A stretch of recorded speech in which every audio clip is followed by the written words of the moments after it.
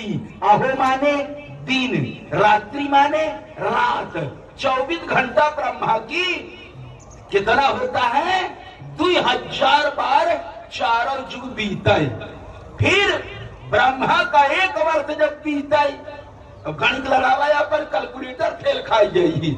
जब ब्रह्मा का 1 वर्ष बीता तब विष्णु का 1 दिन होता है, 1 दिन। अब विष्णु का जब 1 वर्ष बीता तो भगवान शंकर का एक उच्छ्वास, 1 बार सांस निकला थी, केवल निकला थी। विष्णु के 1 साल में शंकर के सांस निकल आई और उतना ही क्रम फिर बीता तो शंकर के सांस अंदर जाए। इसलिए सबसे पुरखा कौन है? शंकर दादा। बोलो बाबा विश्वनाथ की। मामूली नहीं शंकर की है। और शंकर के सिर पर कहा है? शशि ललाट सिर सुंदर गंगा। रामायण में लिखा है शशि ललाट सिर सुंदर गंगा। गंगा की चांदी जैसी रेखा और चंद्रमा का चिन्ह शंकर जी के सिर पर। कहा जब हनुमान जी का रूप में अवतार लिया तो दोनों चिन्ह रेखा रूप में दिख रहे थे, वो मिटने वाले नहीं, अमिट चिन्ह है।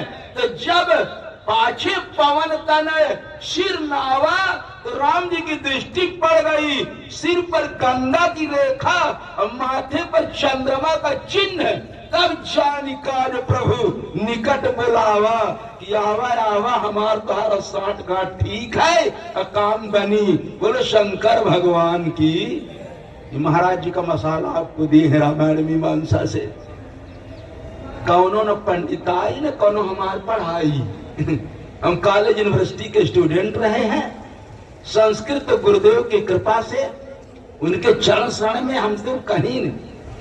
महाराज से बोले स्वामी जी हम व्याकरण पढ़ ले का काशी में जाए के सही सही गंगा जी कौन बनावटी।